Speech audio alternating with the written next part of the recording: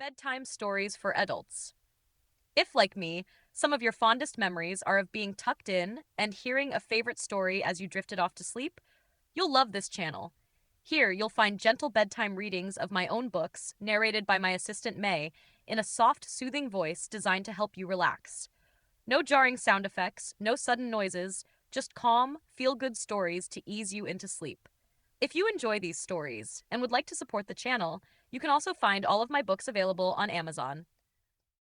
Chapter 7 The Floggins. Morning came bright and brisk, the pale gold light spilling through the frosted window panes and across the thick quilts of the master bedroom. I woke with Nimishi draped half over me, her breath warm against my chest, hair smelling faintly of lilac and wood smoke. "Good morning, baby," I murmured, kissing the crown of her head. She sighed, eyes still closed. "What are we doing today?" "Going to Airy Peak," I said, brushing a lock of hair from her face. "See if we can get the Floggins to join our ranch."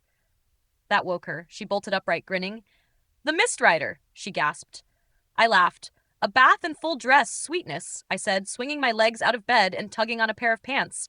"And I'm next," I called as she snatched a towel and darted down the hall. By the time I stumbled into the kitchen, barefoot and shirtless, the smell of bacon and fresh bread filled the air.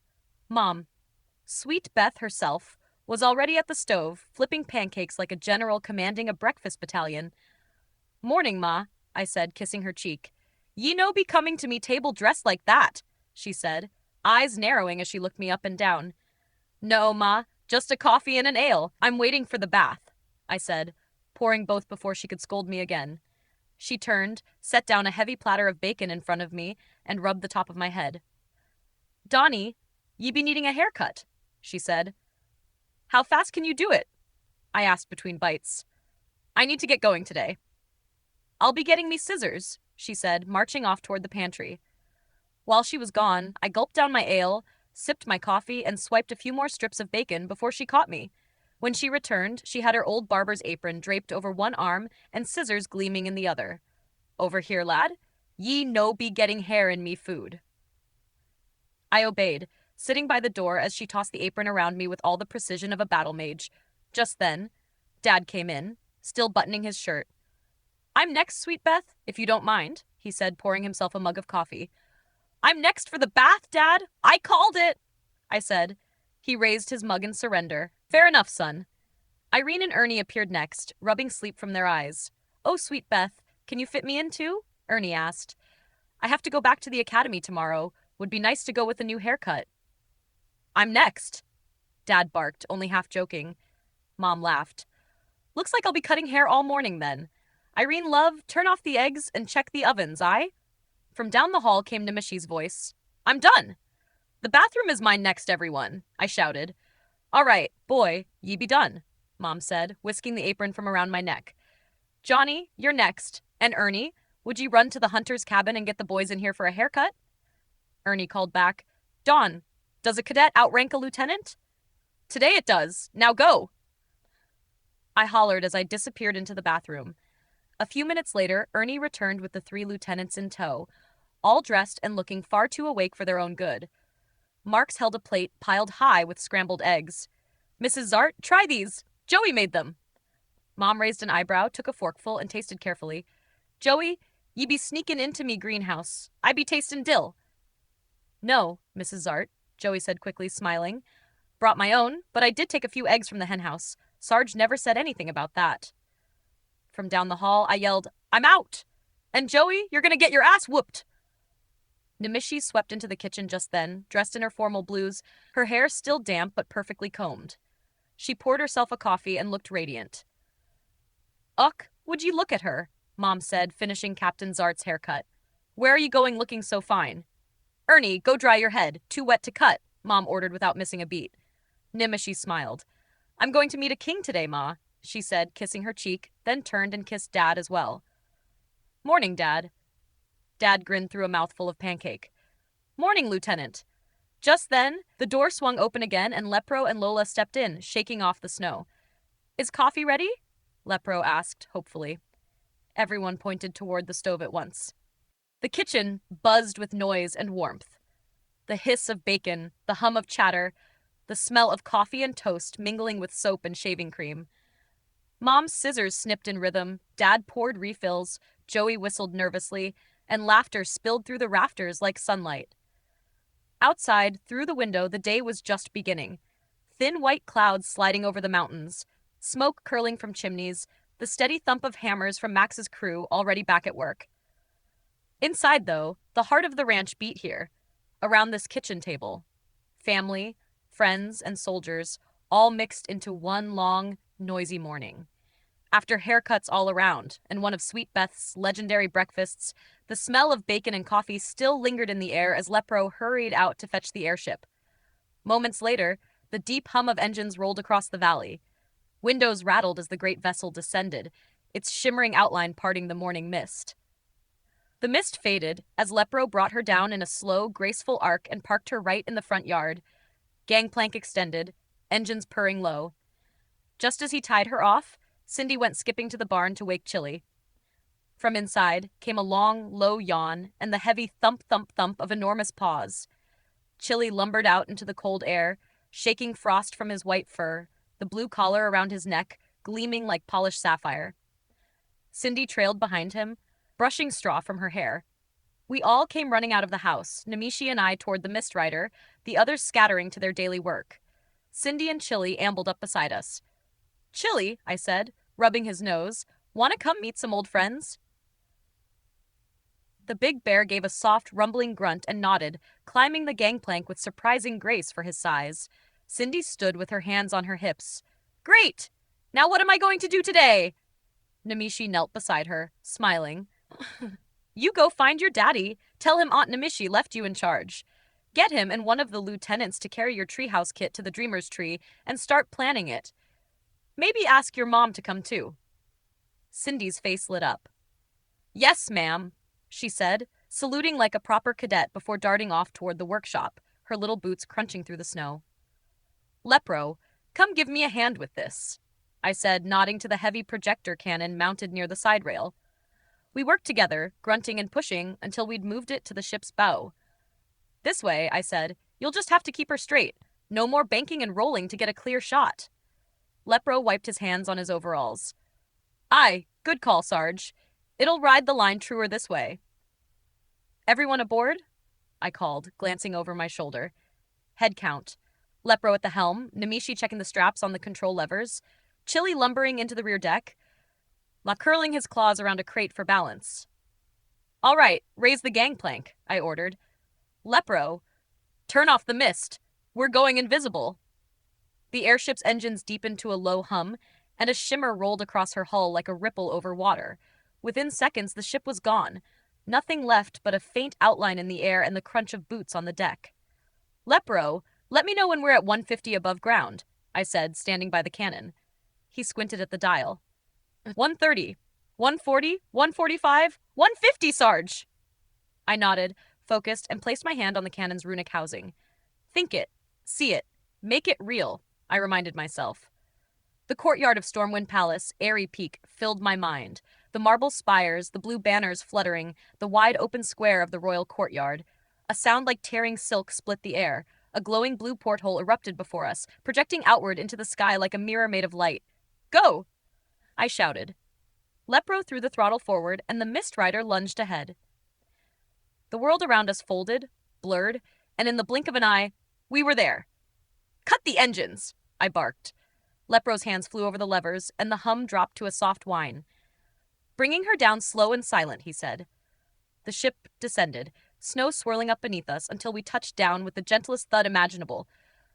"By the light, Lepro! You sure can drive this thing," I said, patting him on the back. He grinned, ears twitching. "Years of crashing help, Sarge." "Right, once we're off, raise the gangplank and wait here quietly. No tinkering." Lepro gave a quick two-finger salute. "Yes, Sergeant." I wagged a finger at him, but had no time for a lecture now. Digging through my quiver, I muttered, "Where's that thunder arrow?" "What are you looking for?" Namishi asked, adjusting her gloves. "My thunder arrow? It's in here somewhere." "You mean one of these?" she said, holding it up between two fingers. "Yeah, that's the one." I grinned, taking it from her. Drawing back my bow, I let it fly. The arrow whistled through the air, arching high over the city, then Crack! Boom! A thunderclap echoed across the entire peak, rattling windows and sending pigeons scattering from the spires. That'll get his attention, I said with a smirk. We vaulted over the ship's railing, landing in the soft grass below, helping Chili down the gangplank before tipping it back up. Within seconds, the Mist Rider was nothing but a shimmer of reflected sky. We gave her a wide berth as we made our way toward the palace. The guards at the gate barely blinked when Chili lumbered through beside us. Though each one straightened and saluted, the medal sewn into his collar gleamed, the HMMH, His Majesty's Medal of Honor. I muttered under my breath, I won one too, you know. Nimishi heard and elbowed me gently. We are not wearing ours, she whispered, eyes narrowed. We entered the great hall. At the far end, perched on his throne like a cat that had just found cream, sat Anduin, taller, thinner, his golden hair longer now and tied back. I cleared my throat. He looked up, eyes lighting instantly. Sergeant, he shouted. Gentlemen, adjourned for the day. The chamber buzzed as advisors and nobles scurried out of the way. Anduin came bounding down the marble steps 2 at a time and clasped me in a bear hug. By the light, Donzart, what brings you to my halls? I leaned close. Chili's here to meet you. He's not the Chili you remember. He's from my new realm. But he knows your friendship meant something to the old one. Anduin's smile faltered for half a heartbeat, then brightened again. He turned and threw open the massive oak doors to the hall. There stood Chili, 7 feet tall, 2,000 pounds of muscle and fur. Chili, my dear friend, Anduin cried. Do come in. He ran forward and embraced the bear around the neck like a child hugging a lost pet. The dignitaries in the corner froze. Gentlemen, Anduin said with perfect calm, you are excused for the day. And do be careful on your way out. My bear hates men in dresses. Then, leaning close to Chili, he whispered, Roar. And Chili obliged. The sound thundered through the hall like an earthquake. The poor dignitaries scattered, tripping over robes and knocking over chairs in their rush for the exit. Anduin bent double, laughing so hard he had to hold onto my shoulder to keep from falling. Ah, Chili, new or old, you've not changed a bit, he said, wiping tears from his eyes. Good to see you again, my friend. He kissed Chili's broad head, then stood, straightening his crown. Now, deer or goat, Chili? Yowl, Chili replied, deep and decisive. He says bear, your majesty, Nimishi translated smoothly. Excellent choice, Anduin said. He turned to a nearby guard and raised one finger. Tell my chef I want an entire raw smoked bear brought here to the throne room immediately. Then he turned back to us. Now, Don, who is this charming creature? Oh, sorry, your majesty. This is Master Lieutenant Nimishi Zart, my wife. Anduin blinked. Wife? You old dog, you? He grinned. Nimishi, so good to finally meet you. You know, I've seen you naked. Nimishi arched an eyebrow. You were beaten and tied to a chair, but you were naked, Anduin continued, smirking. I sighed. Don't mind him, sweetheart. He's just trying to get a rise out of you. Ignoring me entirely, Nimishi circled him like a cat, one finger trailing lightly over his shoulder. Yes. Well, she purred, I'm all healed now, and I look much better. I'd show you, your majesty, but I'm afraid my husband would have to kill you afterward. She stopped beside me, resting her hand on my arm. Anduin laughed, delighted. Oh, I like her, Dawn. Yes, you'll do nicely as my sergeant's wife. He clapped his hands together. Come, both of you. Let's have ale in my den. Chili, my friend, you'll find your meal down the hall. First door on the right. Just follow your nose. Chili snorted approvingly and started lumbering off, the guards diving out of his path. As for us, we followed Anduin toward his private chambers, laughter still echoing down the hall. The king's den smelled of leather, oak, and pipe smoke. The great fireplace threw long shadows over maps and scrolls scattered across the table, and the sound of laughter rolled easily between us as we caught up on the months apart. Anduin poured another round of ale, his mood lighter than I'd seen it in years. Between sips, he leaned back and said, You know, that old wizard of yours, Valdor, he's been in contact with our Valdor here through mind telepathy. Says your realms are bound tighter than we thought. Word's already spreading. Valdor never could resist meddling, I said with a grin. At least he's meddling in the right direction for once. Anduin nodded, swirling his mug. He's been keeping me up to date on all of it. Your ranch, your realm, your bear. I raised an eyebrow. Speaking of which, How's Kylie doing at the academy? The king sighed, setting his mug down. Ah, that's the part that'll sour your ale. She's on 2 weeks hardship leave. There was a fire at the Floggen Inn. My stomach dropped. Is everyone all right? Alive, yes, Anduin said. A few singed eyebrows, one guest with a broken arm, but the Floggins themselves lost everything. The inn's a blackened shell. Word is they're staying at the church in town for now, with Kylie and that bear of hers. What's it called? Little Sergeant, I said quietly. That's the one, Anduin nodded. Good beast, that. Smarter than most of my courtiers. I leaned forward, clasping my hands. Your Majesty, perhaps you'd like to take a ride on an invisible airship and come meet Alex Floggen at the same time? Anduin's eyes sparkled. Invisible airship, eh? You do keep my life interesting, Don. He chuckled, pushing himself up. I'll get my invisibility robe and a purse of gold for the Floggins. I shook my head.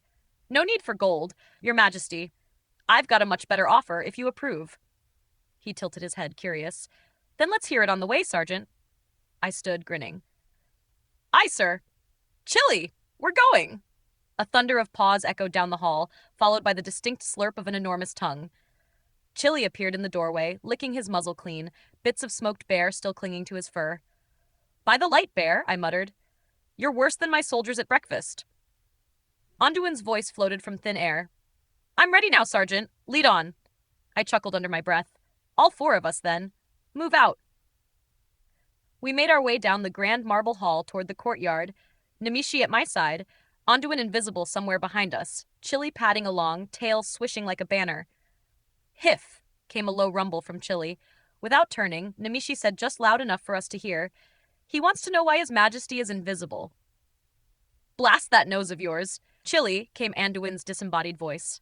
I'll tell you later. Now hush! Nemishi hid her laugh behind a cough. The palace doors opened to the bright light of morning, the courtyard sparkling with frost. I cupped my hands and called softly, Lepro, drop the gangplank! Out of nowhere, the air shimmered, and a gangplank appeared leading up to nothing. The mist rider hovered there unseen, her outline faint as a ghost. Move, move, move, I said, hustling everyone aboard. The deck groaned under the weight of bear and king alike. Your Majesty, are you on the ship? I called. A voice answered from nowhere, amused and slightly awed. Yes, Sergeant, this thing's enormous and no one can see it. Nope, I said, grinning. You can take off your cloak now, though. Anduin chuckled as the shimmer of his robe disappeared. I moved to the helm where Lepro stood, eager as always. Lep, straight up, 1,000 feet, quiet climb. Then to the plaguelands, as fast as she'll go. Lepro's eyes lit up. Aye, aye, Sarge. The ship rose smoothly, the ground falling away beneath us until Stormwind was no more than a patchwork of rooftops. The hum of the engines deepened, then steadied into silence. The air shimmered faintly where the hull cut through the morning light. I joined the king mid-deck, motioning toward the stairs. Let's head downstairs, Your Majesty. There's something I want to show you. 1 minute, Dawn, Anduin said, leaning over the rail. I want to see this view. I grabbed his sleeve and yanked him back. Your Majesty, if anyone looks up, they'll see a half-man floating in the air. Don't do that. He blinked, sheepish. Right, forgot the invisible part. Now, come on, I said. Let's see this map. We moved down to the second floor, where benches and swing tables hung between reinforced gun mounts on either side. Expecting a war, Sergeant? Anduin asked, eyebrows raised. Long story, I said. Ship's got history. He smirked. Of course it does. I unrolled the parchment across one of the bolted tables. This, I said, tapping the inked lines, is the new King's Guard Ranch. Our base, our home, our refuge. A haven for soldiers, beasts, and heroes alike, and I want the Floggins to be part of it. Alex as innkeeper, Martha as chef, Kylie as animal medic. They'll rebuild there, better than before. Anduin smiled faintly. You've thought this through. Before I could answer, a sonic boom tore through the air. The deck shuddered, cups rattled, maps fluttered, and both of us were thrown back into our seats. From above came a chorus of sounds. Yowl! Hiff! Hiff! Followed by Nemesi's laughter. Oh, Dawn! She called down through the deck grating. Your bear's got quite the mouth on him, and I'm too much of a lady to repeat what he said. Let's just say he's not pleased with Lepro right now. Still laughing, I looked toward the ceiling. Well, I did tell him as fast as she'll go. Guess I should have warned Chili first. Even the king chuckled, wiping ale foam from his beard. Next time, Sergeant, perhaps the bear should fly. Not a chance, Your Majesty, I said. I've seen what happens when he gets airsick. We all shared a laugh, the tension breaking easily into warmth. Outside, clouds streaked by like silver ribbons, the hum of the engines carrying us steadily north. After an hour, the light dimmed to gray as the rolling green of the south gave way to the haunted stillness of the plaguelands. Snow-covered ruins stretched beneath us, quiet, broken, and eerily still. Lepro, I said, leaning over the rail. Take her down slow. Put us beside that church, east side clearing. Aye, Sarge, he replied, voice low and steady. The mist rider sank silently through the drifting fog. Her engines purred once, then dimmed to a whisper. The airship kissed the ground with barely a sound, and as the fog parted, we saw the church, its steeple blackened but standing tall, candlelight flickering faintly through the windows. A few figures moved near the doorway, their shapes blurred by the snow. The Floggins, I said softly. Nimisi took my arm. Let's go bring them home. The mist rider settled in the clearing beside the church like a ghost come to rest. The last of the mist clung to her hull, glowing faintly in the dim morning light. Lepro stood at the helm, waiting for orders, his goggles perched high on his green brow. We're down, Sarge. Silent mode engaged. Good, I said, tightening my cloak. You stay put, Lep. No noise, no tinkering. If we're not back by dusk, lift off and head for Stormwind. Clear? He gave me a two-finger salute, lips twitching. Aye, aye, Sarge. Not a peep out of me. Let's hope so, I muttered. The cold hit us as soon as we stepped off the gangplank. The snow here was heavier, the air thick with the scent of ash and old ruin. The church loomed at the edge of the clearing. Stone walls scorched black, windows patched with boards and canvas, but light still glowed warm within. A faint trail of smoke curled from the chimney, a small defiance against the desolation. Anduin, Mark Page, for this mission, adjusted his traveling cloak, the hood drawn low. You weren't exaggerating about the Plaguelands, Sergeant. Grim place. Grim, I agreed, but good folk find a way to shine even here. He nodded, then tapped the pouch at his belt. You'll be wanting the gold for the priest, I take it? I held out a hand. Just enough to buy us a bit of privacy. No need to raise eyebrows. He handed me a small sack, its weight solid and comforting. I looked down at Chili, who stood beside us, fur gleaming white against the snow. His breath steamed in the cold, eyes steady and watchful. All right, boy, I said quietly. You're about to see some old friends. Kylie and Martha are going to come right up to you and hug you. Don't react, not yet. Let them remember first, yeah? Chili huffed once, low and understanding, then dipped his massive head. Good bear, Nimisi whispered, giving his collar a pat. Together we crossed the short path to the church, our boots crunching in the snow. The wooden door creaked under my hand as I pushed it open, and warmth rushed out, mixed with the faint smell of smoke, herbs, and bread. Inside, rows of pews had been turned into makeshift beds. A few villagers sat near the altar, their faces drawn but kind. At the far end, the priest was speaking softly to a woman with her arm in a sling. And then, from the side of the room, a familiar voice cried out, Sergeant! Kylie! She came running before I could take a step, her boots barely touching the stone floor. She hit me like a thunderclap of joy, arms around my waist, laughter and tears all at once. Behind her, a smaller shape bounded forward. Little Sergeant, tail wagging furiously, then froze mid-step when he spotted Chili. Kylie turned, gasping. Chili? The bear stood in the doorway, half shrouded by the mist outside, his blue collar glinting faintly. He gave a deep, resonant rumble that vibrated through the floor, and Kylie's laughter turned to tears as she ran straight for him. He lowered his head, letting her wrap her arms around his neck. His fur rose and fell with slow patience, a mountain of muscle holding steady as she cried into his coat. Kylie, I said gently, laying a hand on her shoulder, I'll explain in a few minutes. I gave her one last squeeze, then stepped past her toward the altar where the good father stood, startled but smiling faintly at the sight of the strange reunion. Good father, I said, approaching him with measured steps, might I have a word? He straightened, brushing his robe flat. Ah, yes, the sergeant who graciously donated roasts to my flock, and your enormous bear as well. Good father, I said, lowering my voice, I would like to donate again. Take your flock out for a meal, whatever you like, but allow me and my friends the privacy of your church for a few hours. I pressed the pouch of gold into his hands. He peeked inside, eyes widening at the gleam within. Oh, bless you, Sergeant. You and your friends, he said, his voice trembling with gratitude. We'll be back tomorrow, I promise. He turned, raising the pouch high for all to see. My dear flock, the good sergeant heard of our plight and came to ease our suffering with this purse of gold. Let us all gather on the buckboard outside and ride to the next town for a hearty meal and a warm bed. We shall bring back mattresses, blankets, and the means to rebuild. The church filled with gasps and cheers. Some wept, others clasped their hands in prayer. As the crowd began to move toward the doors, the good father lifted his voice in song. The sound of "Shall we gather in the light?" echoed through the heavy wooden doors until it was only a hum carried by the cold wind. I stopped the flogons with a hand gesture, letting the last of the congregation drift away before closing the door behind them.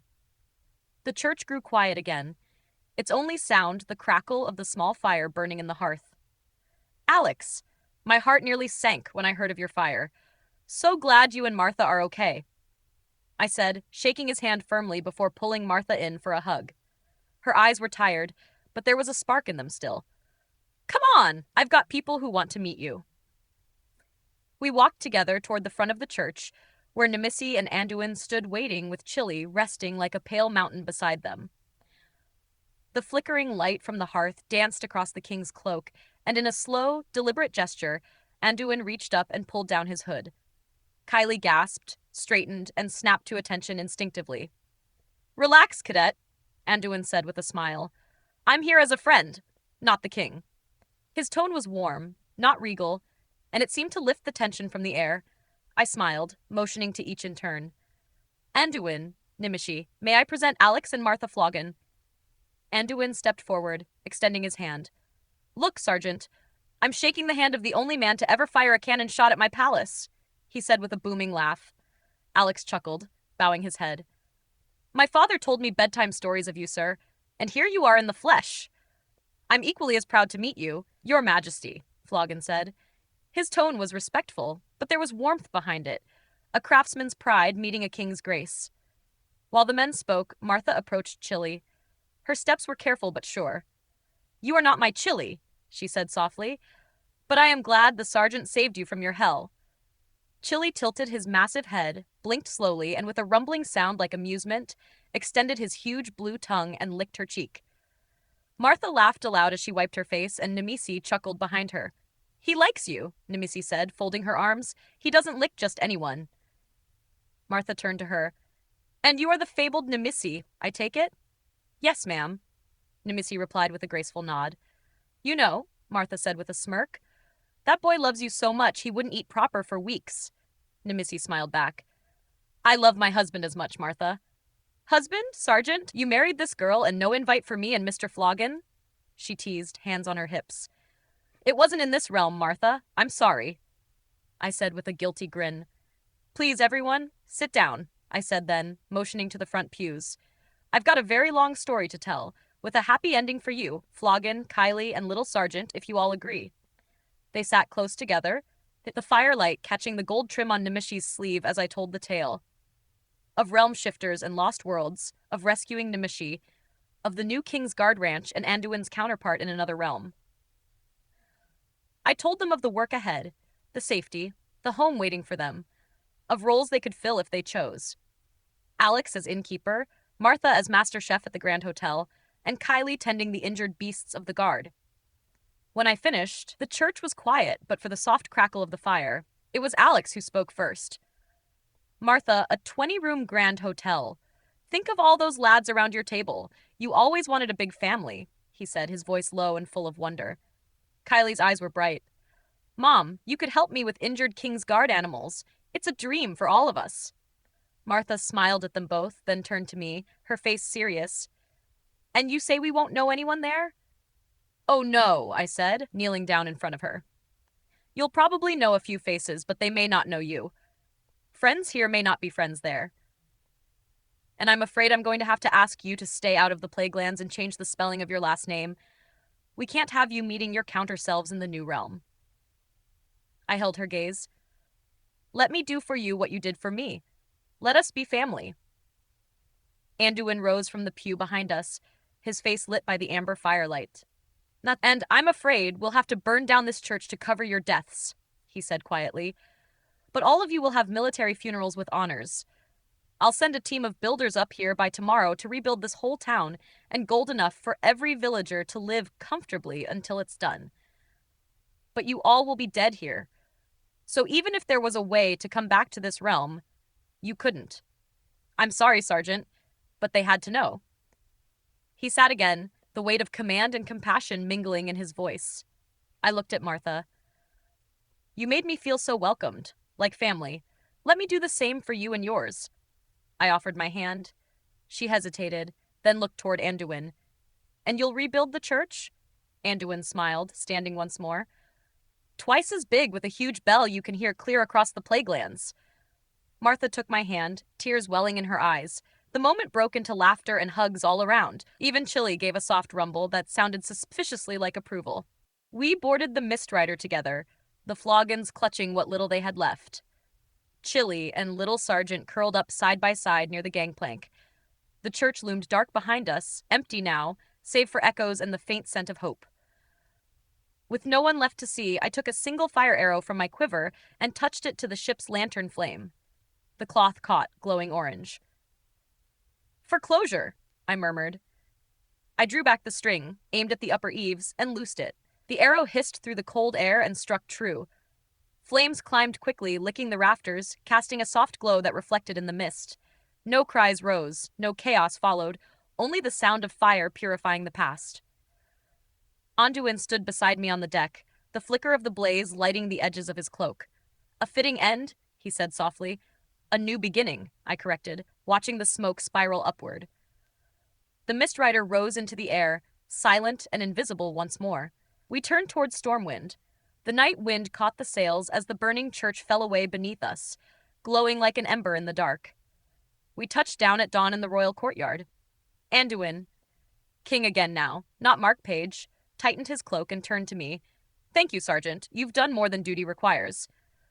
I saluted him sharply. Always an honor, Your Majesty.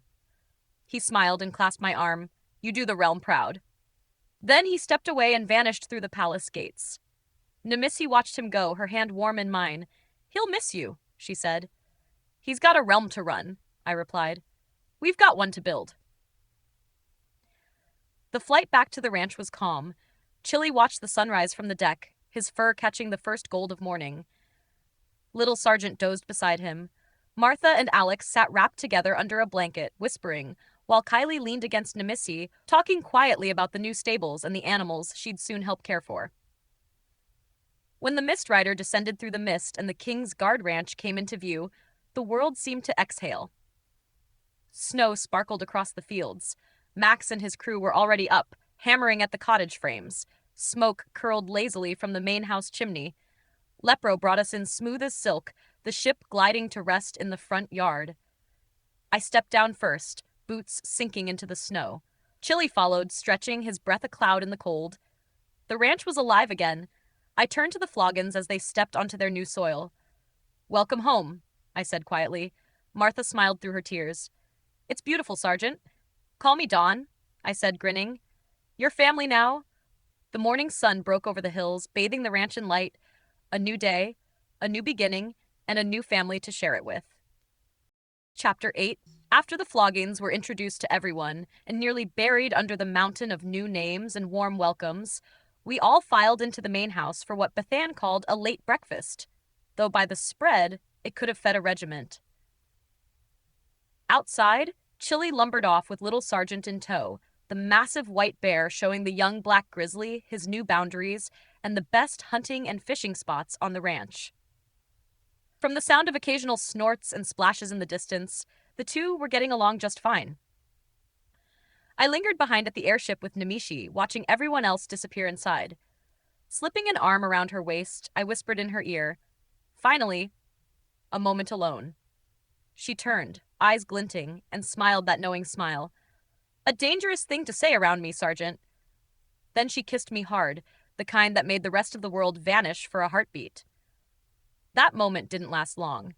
A sudden double screech from Sarge shattered the quiet. We both looked toward the gate, where our one-winged sentinel stood on the fence, feathers fluffed, one wing stretched wide across the path, blocking a wagon. "Sergeant! Nemesis! Over here, darlings!" came a sing-song voice, unmistakably flamboyant and melodic. "Your guard doesn't seem to like me much. Won't let me onto your wonderful ranch." I groaned, half smiling. "Oh no." Nemeshi's grin widened. "Oh yes." It was Kelsor, the merchant of secrets, perched on the seat of a colorfully painted wagon pulled by two suspiciously shiny oxen with ribbons in their tails. We jogged down the path as Sarge gave another irritated chirp, his golden eye trained on the newcomers. Nemeshi raised her hands. "Easy, Sarge. Let them in. We'll risk it." She turned toward the wagon. "Come on in, Kelsor. It's not you. It's your oxen he doesn't like. He says they're filthy beasts, always covered in bugs." Kelsor flicked the reins and guided his wagon through the gate with a theatrical sigh. He dismounted in a single fluid motion, every step a performance. "Filthy beasts, he says. Oh, Sergeant, I'll have you know Edna and Eddie are bathed daily. They're cleaner than most nobles' consciences." He strutted right past me and Nemesi to the fence post where Sarge now stood, like a judge, overseeing fools. "Normally," Kelsor began, leaning back on his heels, one hand pressed dramatically to his chest, "I would agree with you, my beautiful guardian, darling." He leaned in close, lowering his voice as if sharing a scandalous secret with the eagle. "But I assure you, my pets are pure as moonlight. True, they have a slight body odor problem, but who among us doesn't?" Nemeshi's shoulders shook with laughter as Sarge gave a single sharp chirp in response. Kelsor smiled, batting his lashes. "That's a beautiful scarf you're wearing, my winged knight. May I?" Another proud chirp. "He said go ahead," Nemeshi translated, wiping a tear of laughter from her eye. "He's amused by you." "Ah, a bird of taste and generosity," Kelsor cooed, reaching forward to delicately rub the edge of Sarge's scarf between jeweled fingers. "Sheep's wool, naturally dyed in Kingsguard blue. Exquisite craftsmanship. My, you are a lucky creature." Then, with a sly tilt of his head, he leaned in close to the bird again and whispered, "How much do you want for it, darling?" There was a moment of perfect silence. Then Sarge gave a sharp squawk, turned his back, and climbed back up to his signpost with all the dignity of a king dismissing a fool. Kelsor put a hand to his cheek, wide-eyed. "Well, I've been rejected by royalty before, but never by aviary royalty." Nemeshi, still laughing, clutched my arm for balance. "I'm not going to repeat what he said, Kelsor. I'm far too much of a lady for that. But let's just say, it's not for sale." Kelsor clutched his chest in mock outrage, then grinned. "Then I suppose I'll have to find something else worth trading my secrets for. Perhaps gold?" Kelsor floated over to us like a silk ribbon caught in a warm breeze. "So good to see you again, darlings," he sang, his hands fluttering as he approached. "Nemeshi, my sweet dish girl, tell me, how was the wedding night?" Nemesis smiled, turned to glance at me, then leaned close to whisper in Kelsor's ear. As she spoke, his face went through an entire opera of emotions. Shock, delight, scandal, and finally pure envy. "Really? Oh my! Oh, you lucky girl! Oh my God! After that, I would be too!" I blinked. "What's going on?" They both turned in perfect unison, grinning like a pair of cats caught with cream on their whiskers. "Nothing," they said together. "Girl talk." "Right," I said flatly. "Kelsor, not that I'm not pleased to see you. I am, my friend. But what brings you here?" He turned dramatically, one hand on his hip, the other gesturing grandly toward his wagon. "Ah, yes! To business, then. I thought you might be interested in a few things to welcome your new guests, and perhaps a few small luxuries for you and your lovely staff." With a theatrical flourish, he strutted to the side of his wagon, blew on his fist for luck, and smacked the side panel. It popped open with a satisfying thunk, revealing shelves lined in deep violet velvet. Trinkets glimmered under the sunlight, some I recognized from past dealings, others brand new, and at the very back something large stood covered in cloth. "Well," Kelsor purred. "Shall we browse, darlings?" He gave a mournful sigh, clutching at his chest. "The gifts you bought for the Floggins before— Oh, I'm sorry, the Foggins now— were lost in that terrible fire. Burned so hot, my loves, it melted that beautiful garden gate, the one with the carving of chili upon it." His fingers trembled as if even the memory were too much to bear. Then he suddenly brightened. "So, at great personal effort, I've replaced everything. another set of brushes and apron, another bone pipe. No sailor story to this one, alas, and Sergeant, your grandfather's green apple tobacco. And this. He whipped off the cloth with the flair of a stage magician, revealing his grand finale. Beneath it stood a perfect replica of the Floggin's wrought iron gate. Chili's likeness carved in brilliant white on black iron, his eyes painted bright sapphire blue. Now this one, my dear Sergeant, did not come cheap, Kelser said, wagging a jeweled finger. Oh, and 3 new sets of Saron arrows for Kylie. Lost hers in the fire, didn't she? Because you told her to leave them at home, naughty man. He wagged again, smiling. Oh, and before I forget, Sergeant darling. He rummaged in the back of the wagon and produced a long, familiar shape. A fishing pole. The same model as the last 2 you managed to lose. It spoke to me and said it wanted to be with you. So here, from me to you, a groom's gift, you lucky dog. He handed me the pole with a wink. All right, how much this time, Kelser? Because of the expense of that divine gate and the 3 sets of arrows, let's say 150 gold even? Done. I paid him on the spot. Just then, Chili lumbered up behind us, huffing a deep hiff. Oh, all right, Nimisi said with mock annoyance. But you're such a tattletale, Chili. Kelser fanned himself dramatically. Oh, I'm in love. Is this your polar bear, Sergeant? Still chuckling, I nodded. Yes, Kelser, meet Chili. Chili, this is Kelser, the merchant of secrets. Kelser swept past me, robes swirling, and approached the bear as though greeting royalty. You are a beautifully handsome bear, Chili, he cooed, then glared back at his oxen. Edna, eyes off! I saw him first! He stamped his foot for emphasis. Nimisi burst out laughing, nearly doubling over as I fought to keep a straight face. I'll be dreaming of you tonight, Chili, Kelsor said with a wistful sigh, brushing his fingers across the bear's cheek. Then he turned back to us, suddenly all business again. Now, Nimishi darling, don't go anywhere. I've got things for you as well. But first, let's help the good sergeant unload, shall we? He spun on his heel toward the wagon. Chili, be a lamb and help us with this heavy gate, darling. Kelser tied a sturdy rope around the gate, looped it over the bear's massive shoulders, and fastened the other end neatly to the opposite side. Now, back, you studly beast! Chili took 2 slow, heavy steps backward, the gate rising cleanly from the wagon, now hanging like a medal across his neck. Kelser clapped his hands together in satisfaction. Perfect! My darling bear, you've missed your calling as a showman. He handed me the bag of the remaining goods, winked, and smoothed his hair back with both hands. Now then, Nimisi, my dear. Kelser closed his wagon with a satisfied hum, blew lightly on his loose fist for luck, and gave the side a sharp smack.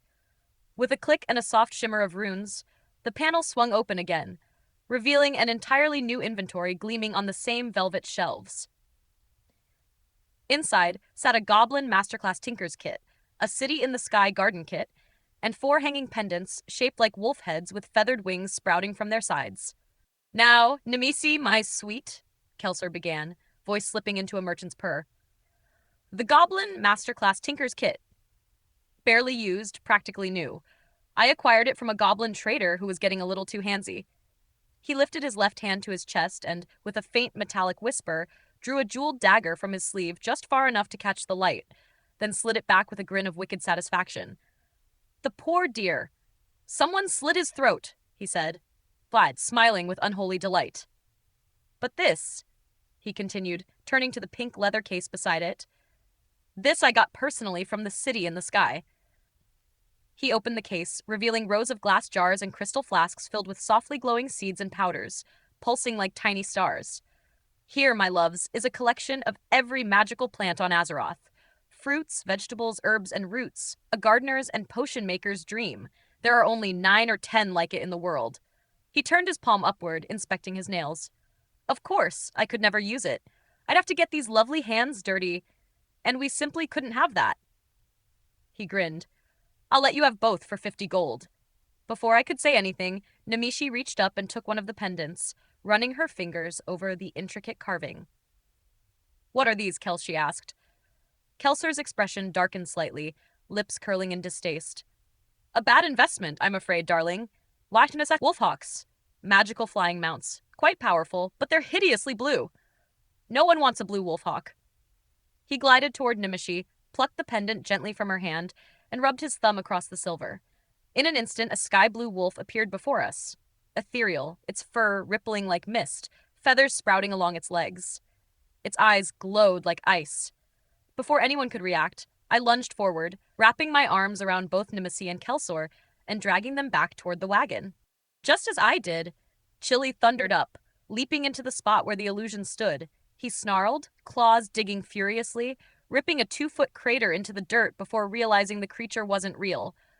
The iron gate clanged behind us like a bell, and for a moment, even Kelsor went silent. And that, I whispered tightly between them, is why wolves are not allowed on this ranch. I let them go and turned to Kelsor. Sorry about that. He patted my hand gently, face returning to calm composure.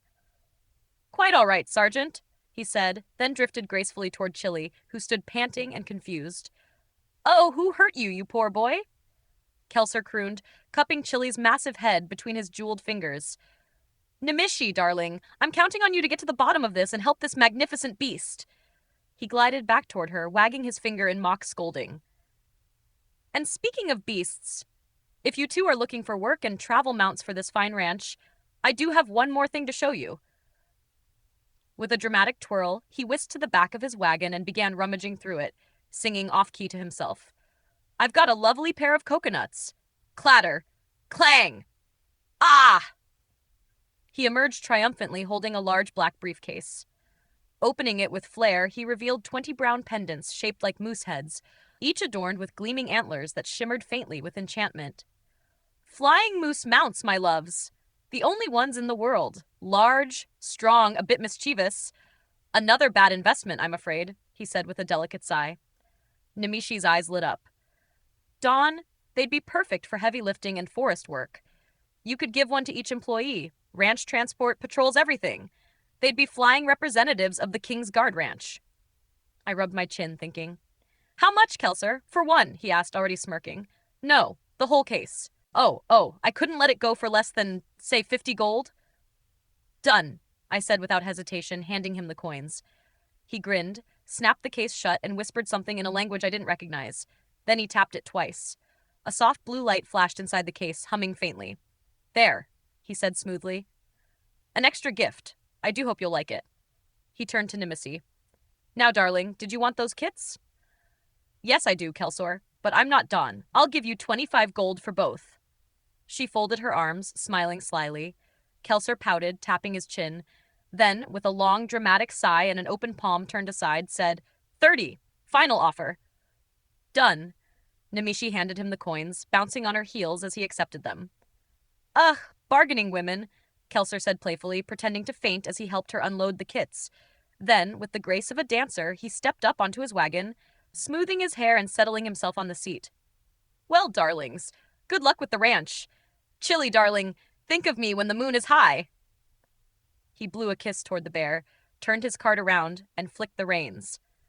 Goodbye, you beautiful bird, he called up to Sarge, who responded with a proud chirp. And with that, Kelsor, the merchant of secrets, disappeared down the snowy trail, ribbons fluttering from his wagon, as Sarge squawked and chattered to himself long after he'd gone. We took everything into the barn, to be given out after breakfast.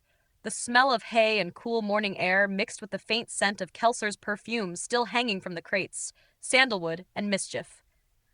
Chili was still covered in dirt from the pit he'd dug earlier, clumps of mud stuck in his fur like armor plates. I crossed my arms and sighed. Nimishi, would you go into the house and tell Martha that Chili got into something? I want her to take a look at him. She smiled knowingly, gave Chili a teasing pat on the shoulder, and nodded. All right, big boy, you're in trouble now. Then she turned and jogged toward the house, Braid bouncing behind her. I turned to Chili and leaned in. When Martha gets here, try to keep your back to her. Don't let her see the gate right away, all right? He gave a slow, understanding nod and dropped his massive backside into a soft pile of hay, pretending to look innocent. His tail swished just enough to scatter straw across the floor.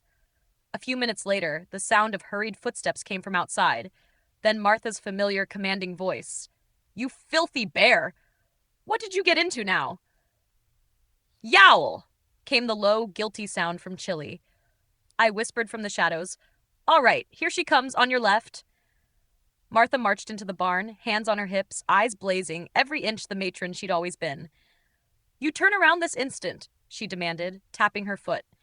Chili rose slowly, too slowly, and turned to his right, keeping the gate hidden a moment longer. But Martha's focus was on his paws, still caked in dried mud. Well, mister, you're getting a good scrub. She stopped mid-sentence. Her eyes trailed up from his muddy feet to the gleaming black gate hanging proudly from his neck, the one with Chili's likeness carved in white and those bright blue eyes staring back at her. Her breath hitched. She dropped to her knees. Then, with tears welling, she began to laugh. Soft at first, then freely, the sound echoing through the barn rafters. I stepped around Chili, feigning confusion, my best innocent face in place. I have no idea where he got it, Martha. He just came out of the woods with it around his neck. She looked up at me, wiping tears, half crying, half laughing. Of course you don't, you wonderful man, she said, rising to her feet and wrapping her arms first around Chili's massive neck, then around me, then Namishi as she came back in through the door. Martha turned to Chili again, hands tracing over the ironwork as if afraid it might vanish. Oh, Chili, just look at this. The craftsmanship, the detail. I rubbed my chin, still pretending to ponder. We could have Max add a large greenhouse to the back of the hotel and put the gate inside the doorway. It'd make quite the entrance. Martha shook her head gently, still smiling through her tears. No, Sergeant, thank you, but a gate belongs where it opens to something. I'll build a little garden on the sunny side of the hotel once it's finished. That's where it should live. She reached up and tugged softly on the rope still looped around Chili's shoulders. All right, you big lug, let's get that heavy thing off you. Grabbing a thick horse blanket from a nearby shelf, she spread half of it on the floor, bracing the other half against the wall. Here, Chili, put it down right here, on the blanket. Chili shuffled over, careful as a child carrying a tray of food, and laid the gate down with surprising gentleness. Good boy, Martha said warmly, pulling the rope free and leaving it tied to the gate. She draped a second blanket over it, tucking the corners in like a mother swaddling a newborn. There now, she whispered, giving the covered gate one last pat. Protected like a newborn babe. Then she straightened, brushing her hands on her apron. Come on, Chili, you're getting a bath! Grabbing his collar, she marched the enormous bear toward the barn doors. Chili gave one mournful glance over his shoulder, the look of a condemned man being led to soap. As they disappeared outside, I called after them, laughing. No good deed goes unpunished, Chili! His soft yowl drifted back in reply, making me laugh even harder. The barn settled into quiet again, hay rustling in the draft, the faint hum of magic still lingering around the covered gate. And for a moment, I couldn't help but smile. The old bear had done it again, found a way to bring a little joy back to someone's heart. I reached into the bag Kelsor had given me and pulled out 2 sets of Saron arrows, the bone pipe, and the pouch of green apple tobacco. Turning to Namishi, I handed her one of the arrow sets. Since we didn't get something for everyone, I said, let's give the gifts privately, or at least come up with an excuse for how we found them. Namishi nodded, already sliding the arrows onto her back. But what about the moose pendants, Dawn? She asked, tilting her head toward me. They belong to the ranch, I replied, lowering my voice. Everyone will get one to use, but not to keep. They're work mounts, not pets. She smiled and took my hand as we walked toward the house, the crisp air filled with the smell of breakfast and the faint clatter of dishes. At the door, I stopped, placed the second set of arrows on the bench outside, and said quietly, We'll make up a story for that one later. Then we stepped inside. The warmth hit immediately, fire crackling, laughter bouncing off the wooden beams, the comforting chaos of a full house. The table was crowded. Everyone had a plate, a mug, and a story to tell. The sound of conversation and clinking cutlery was enough to make the house feel alive. I made my way to the seat beside Floggin, who was finishing off a slice of pie. Floggin, I said, lowering myself into the chair. I guess old Mr. Dixon was a Navy man as well. Look what I found in the barn. I placed the pipe on his empty plate. Floggin's eyes went wide. A pipe, he exclaimed, lifting it like treasure. Oh, thank you, Dawn. You know, I lost the other one in the fire. Did you really? I said, feigning innocence as I leaned back in my chair, arms crossed. Well, I also found this. I held up the small pouch. Green apple tobacco, the same blend my grandpa's art used to smoke. Careful with it, though. I've no idea how old it is, or if it's even good anymore. Floggin's face softened, eyes glinting in the morning light. Sergeant, I don't care if it's dust. Thank you. But, I added with a grin, you smoke that outside. Us dog faces have to smoke our cigars out on the porch, and so do you, sailor. I jabbed a thumb toward the door. Floggin chuckled and started to stand, but my father reached over and pressed him back into his seat with a gentle hand. Let him smoke it here, son, he said, his voice deep and kind. It's been a long time since I've smelled my father's pipe in a house. I met his eyes, saw the weight of memory there, and nodded. Of course, da. Floggin, go ahead. As the old sailor packed the bowl and struck a match, the room filled with the sweet scent of apple and nostalgia. It curled through the air, blending with bacon, coffee, and wood smoke, the scent of a home reborn. Meanwhile, I said, standing and patting my vest, since you haven't graduated to officer yet. I looked over at Kylie, who was halfway through her breakfast. Join a fellow dogface for a cigar on the porch? Kylie grinned, wiped her mouth with the back of her hand, grabbed her ale, and followed me out. From behind us, the 3 lieutenants groaned in protest. Ernie, chewing a piece of bacon, grinned and looked at them. I'm not an officer yet either, he said, standing with a smirk. Then, still holding his plate, he followed us out into the morning air. I grabbed the Sauron arrows off the bench as we all settled outside for a smoke, the early sun spilling gold over the snow. The porch creaked under our boots as I handed out cigars and struck a match, passing it around. Once everyone had one lit, I took a slow puff, exhaled, and leaned back on the rail beside Kylie. Kylie, I said, the smoke curling between us, I want you to know why I asked you to leave your arrows at home before. She grinned, leaning close and sliding an arm behind my back. You were protecting me, Sergeant. I know that. I was a kid. I probably would have blown up the base. Her honesty hit me like a warm wind, and I couldn't help but smile. I reached beside me, grabbed the second set of Sauron arrows, and handed them to her. Here, I said. Use them wisely. Nemesis and I have found out the hard way. Some of these can only be used once.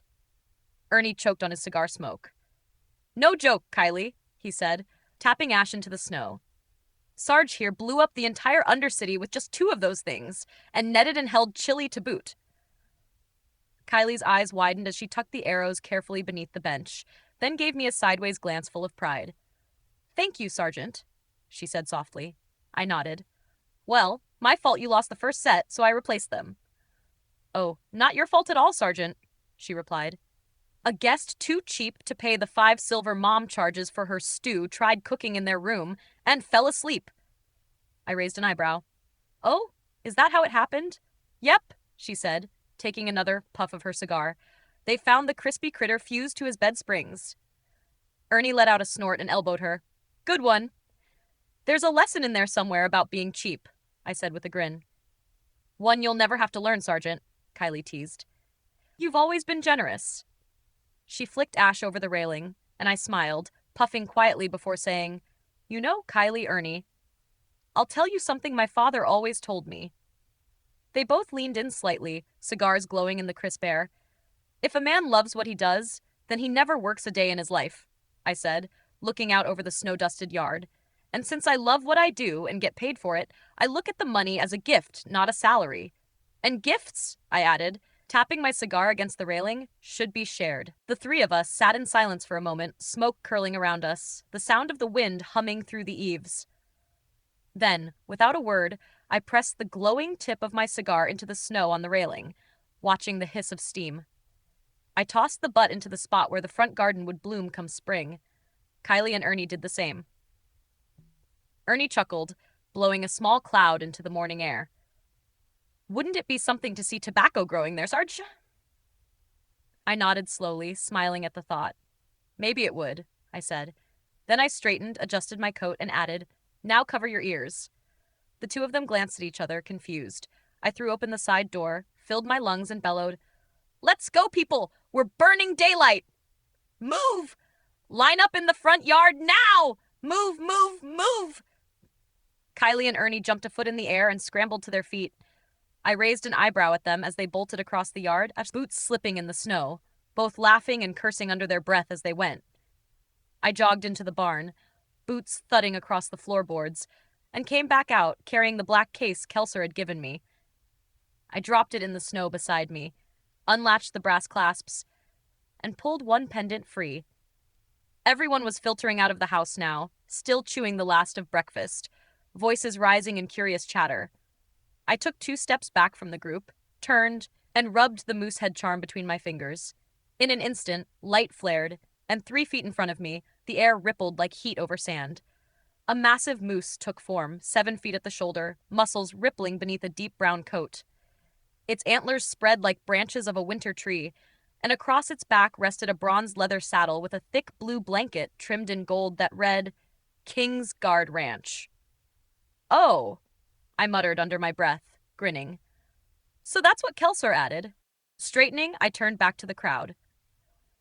All right, everyone, line up according to families, Zarts, Davises, Chawns, Floggins, now Foggins, and the lieutenants. They shuffled into place, muttering good-naturedly, boots crunching on the snow. I paced before them like a drill instructor on parade. Okay, housing assignments. Temporary and permanent. Today is moving day for everyone. Sorry, Ernie, those already stowed away help those who aren't. First order, we're moving the captain and Sweet Beth off the Zart Ranch and into the guest bedroom here. Their furniture and whatever they wish to keep goes neatly into the barn, wrapped in blankets. We'll deal with the animals after the humans are settled. I turned, pointing with the pendant as if it were a baton. Davises, Ernie, Irene, Cindy, the Zart Ranch is your permanent home for the next 4 years. Maintain it. You get the master bedroom. Cindy, Kylie, you 2 ladies will share the guest room next door. There's a potbelly stove in there, so try not to burn the house down. Take both bunk beds from the guest room here over there. Laughter rippled through the crowd. Floggin, you and Martha get my room at the Zart Ranch, arguably the most comfortable bed on both ranches. Captain and Sweet Beth, you'll stay in the guest room here temporarily until the second cottage is complete. Then you'll move in there. Chawns, you'll have the guest bedroom here, and the first cottage once it's finished. I marched right up to Lola, who was already half smiling. And as soon as you get it, the first thing you'll install is pull-down shades and thick curtains. What you do in your own cottage is your business. But we're all family here, so we tolerate nudity within reason. When we have military men and women here as guests or patients, nudity will cause fights. And the first person to cause a fight on this ranch, male or female, will be wearing my boot up their backside for a week. That earned a few snorts and nervous chuckles. Speaking of fights, I added, turning toward Floggin, guard, Army-Navy rivalry stops here. No pranks, no petty paybacks. Same goes for all of you. Am I clear? A sharp unified? Yes, Sergeant. Good, I barked, pacing again. Chawns, you've got the guest room here. There's a permanent crib in there. Don't get any ideas. At least not until you move into your cottage. And that goes for you too, Captain Sweet Beth. I don't want a new baby brother or sister until this ranch is finished. My father started to chuckle. I pivoted sharply. Captain, obviously you didn't know dwarf women can have babies well into their 150s. Dad stopped laughing and looked at Mom. She simply smiled and nodded, hands on her hips. The group broke into roaring laughter. I cleared my throat, fighting back a grin. Every family unit will be given 100 gold to get what they need while here. Keep in mind, this isn't a gift from me or Nimishi. It's for furniture and home care. What you buy stays where you put it. You don't take it when you move into your permanent housing. All right, housing's done. I paused. Any questions? Lieutenant Ironfist stepped forward, straight-backed. Sarge, will the lieutenants get the bursary as well? We could use footlockers with locks, a wash basin, scrub rack, and laundry lines. The ladies have been nice so far, but we men should do our own laundry, Sarge. Agreed, I said with a nod. Good call, Joey. Yes, you will. And, I glanced toward Mom, your own still. Mom coughed into her hand, trying not to laugh. Nimishi is in charge of temporary job assignments and time off, I continued. If you want a day or weekend off, you talk to her. Now. I turned slightly, gesturing toward the massive moose standing patiently behind me. As for our big friend here, as you can see, the saddle blanket says King's Guard Ranch. While using one of these mounts, you will conduct yourself accordingly. I don't want to see anyone riding one drunk weaving home from the tavern. Understood? A murmur of laughter and a few, Yes, Sergeant replies. Cindy! Front and center! She trotted up, chin high, trying to hide a grin. I gestured to the moose. Try to climb into that saddle, please. She walked up, looked at the stirrup, which was level with her face, and turned back to me with wide eyes. Then she smiled sweetly and lifted her arms for me to help her up. No, I said, fighting a smile. You don't get one until you can get on and off it by yourself. Groans and laughter broke out as I leaned down, picked up the black case, and began handing out pendants. Mom raised a hand. I'll stick with sugar beet, dear, she said calmly. I nodded and continued down the line, passing them out one by one. All right, everyone, I said, clapping my hands. Mount up. From behind me came a small but triumphant voice. Uncle Donnie! I turned, and there was little Cindy, somehow sitting proudly atop the moose. I'll keep this one. His name is Mickey Moose. I couldn't help it. I laughed. All right, sweetie, I said, shaking my head. Okay, I called, turning to the group. I'm done. Nimishi. Nimishi swung down gracefully from her moose and came to stand beside me, brushing snow from her uniform. Captain, Ernie, you two get off your mounts. You're driving the buckboards today, she said, her voice sharp and sure. You stay in those seats and don't move. We've got 2 wagons, 1 each. Sweet Beth, Irene, Martha, you ladies are in the kitchen today. Full lunch and dinner for everyone. No ale for lunch. Make sweet tea instead. She turned to Floggin. Floggin, there are tools and wood in the barn. Take the map from inside the house and carve fancy wooden signs for all the buildings on the ranch, please. Then she looked squarely at Lola and Lepro. You two, take your 100 gold and buy a proper double bed for your room and a full-length bathrobe for Lola. It's up to you both to move it in, build it, and set your room up once it's empty. Lieutenants, Kylie, Cindy, you're our movers, I added. Let's go, people. We're burning daylight. And just like that, the yard erupted in motion, boots crunching, laughter spilling through the air. The moose herd snorting steam as the first real day of King's Guard Ranch began. The great beasts stamped and huffed, their breaths fogging the air as riders adjusted saddles and harnesses. Tools clanked, ropes creaked, and the once quiet morning turned into a flurry of motion and purpose. Ernie and Dad climbed into their wagons, reins in hand, while Cindy guided Mickey Moose proudly in circles, earning applause from nearly everyone on the porch. Namashi mounted up again beside me, her moose tossing its head and pawing at the snow. She glanced my way with a smirk. Well, Sergeant, I'd say your first morning as ranch commander was a success. I grinned back. I said, watching the chaos settle. Chapter 9. A Call to Stormwind. By mid-morning, the ranch hummed with life. Max and his crew were already hard at work near the west field, their hammers clanging in sharp rhythm against the winter air. The 3 new cottages were taking shape, 2 framed like rib cages against the pale sky, and one already boasting half its walls, its chimney stack reaching up like a silent sentinel. Each was built in the same sturdy design: timber walls, wide porches, stone foundations, and strong rafters that would bear both storms and laughter. From a distance, it looked like a small settlement sprouting from the snow, the next evolution of the King's Guard Ranch. Sarge, our one-winged gatekeeper, stood proudly atop his post near the main entrance. His single wing spread slightly for balance as he eyed the busy yard below. Though he could no longer fly, there was no mistaking his command of the place. Every squeak of a wagon wheel, every misplaced footstep drew a sharp chirp from his beak, like a seasoned officer keeping his troops in line. Ernie and the captain were already seated on the 2 buckboards, reins in hand. The wagons creaked under the weight of rope, toolboxes, and 1 bunk bed lashed tight for the trip. Behind them, the moose mounts stood in 2 neat rows, antlers glinting in the sun, their saddles empty and waiting. Steam rose from their nostrils in the cold air like smoke from a dozen chimneys. All right, I called, stepping forward and taking stock. Today's the big move. Everything from the Zart Ranch is coming here. Furniture, chests, bedding, dishes. If it's worth keeping, we haul it. But nothing leaves without the captain's say-so. He calls what stays and what goes. The captain gave a firm nod from the driver's bench. You heard him. If I say it stays, it stays. If I say it goes, load it. Mom climbed up beside Dad, brushing snow from her shoulders. I'm just riding along to fetch Sugar Beet, she said, straightening her gloves. She belongs here now, at the King's Guard Ranch. Dad chuckled as he helped her up. Long as you don't start ordering me around till we get there. She gave him a sharp grin.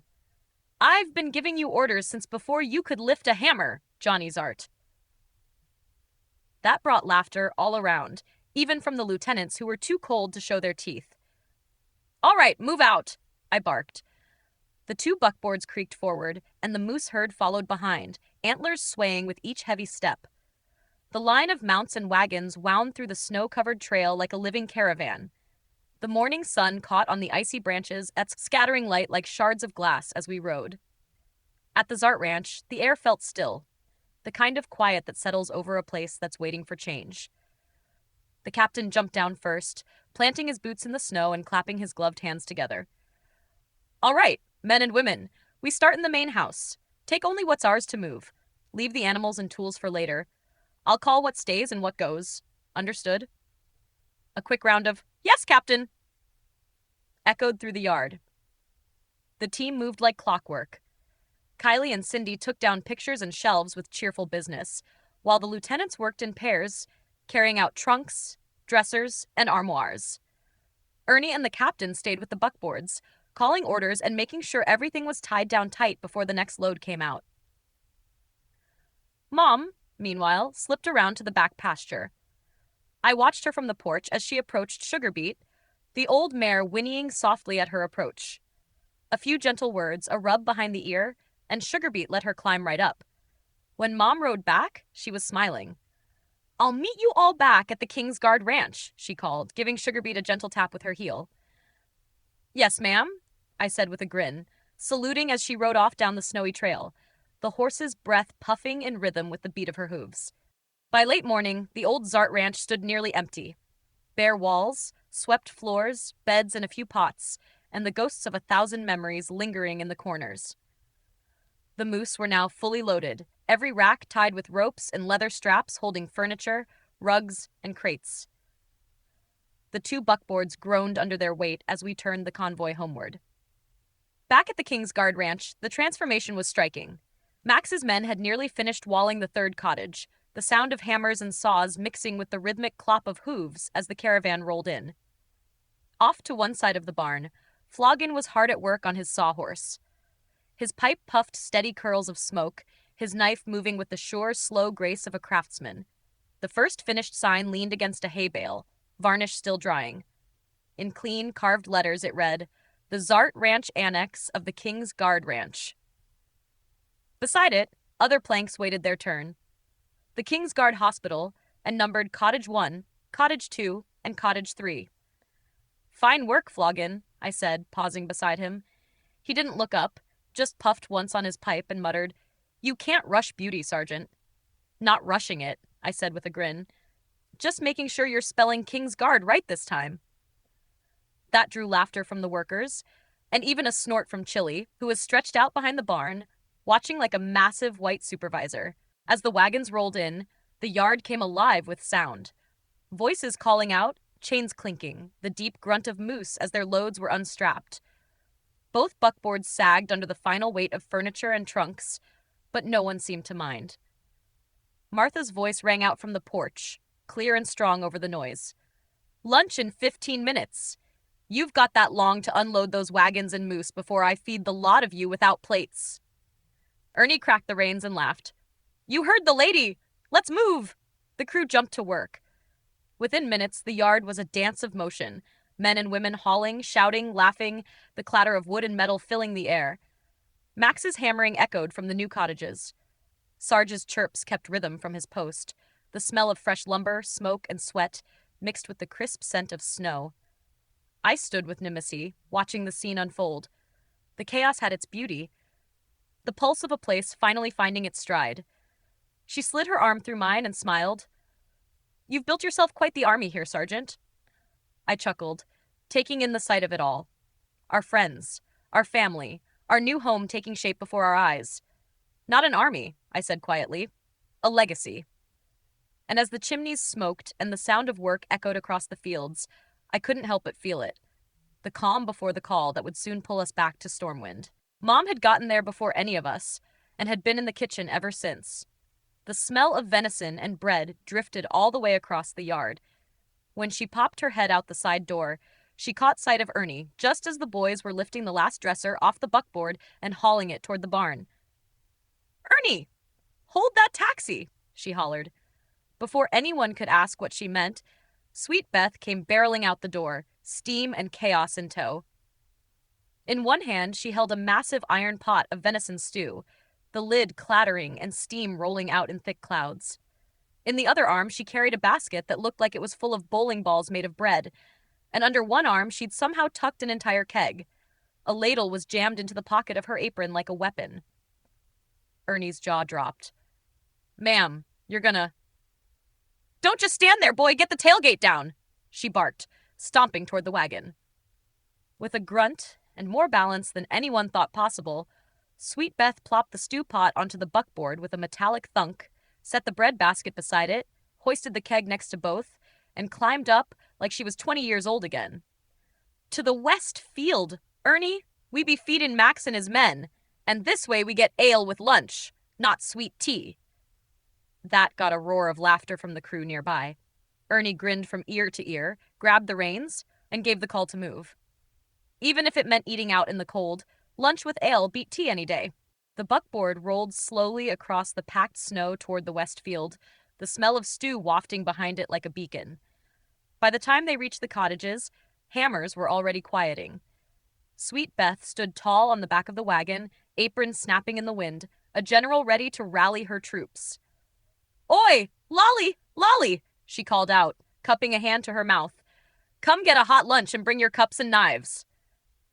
It didn't take long. In less than a minute, Max and his entire crew came jogging across the field, brushing sawdust off their coats, grinning like schoolboys.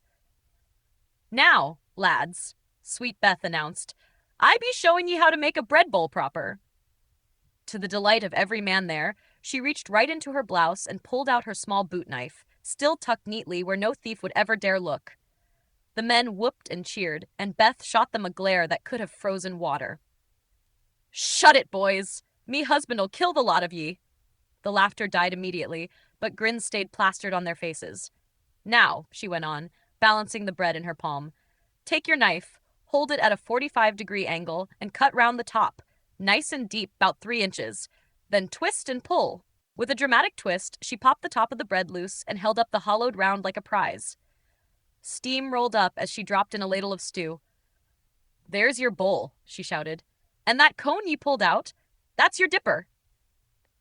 She started tossing loaves into the crowd, one by one, like cannonballs of gold. Max caught his and grinned. "Mrs. Zart," he said, feigning innocence, "could ye cut mine for me? Me knife's full of dirt."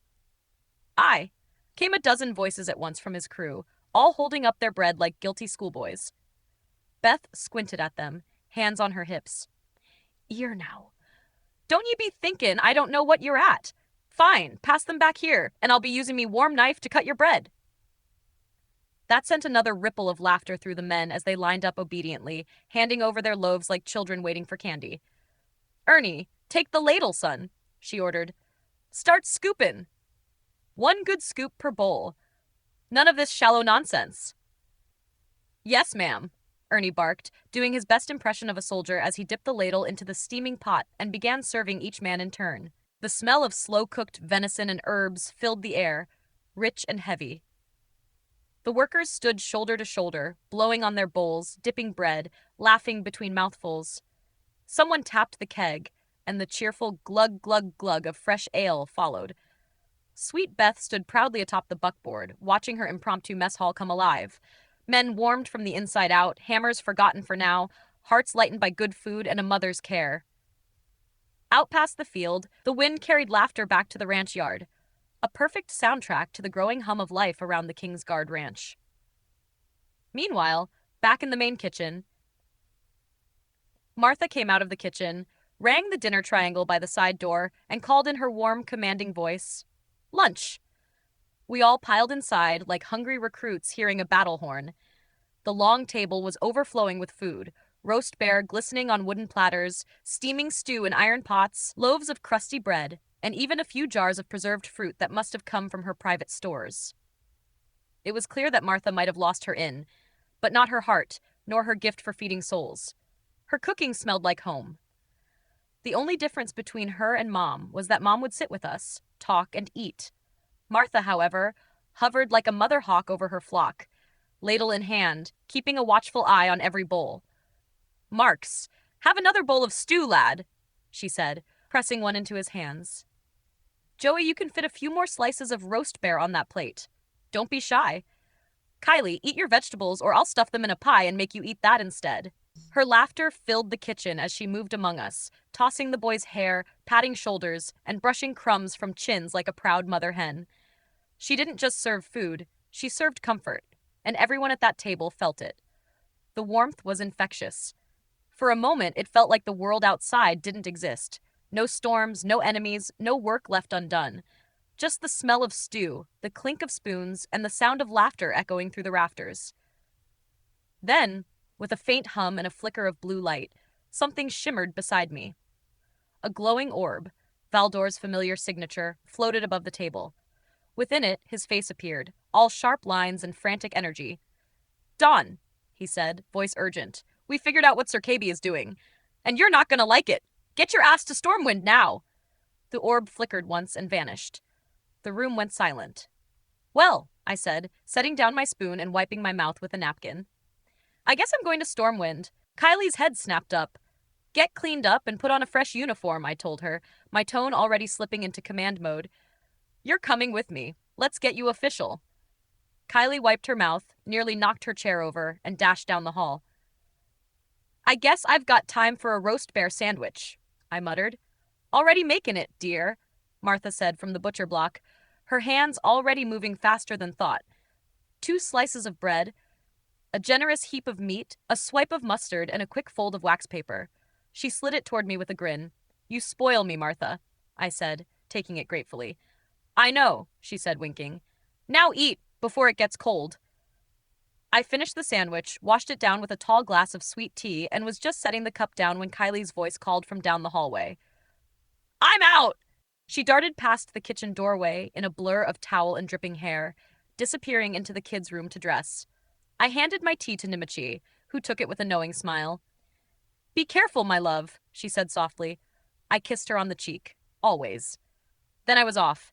Down the hall, into the washroom, quick scrub and shave, water still steaming on the mirror when I stepped out.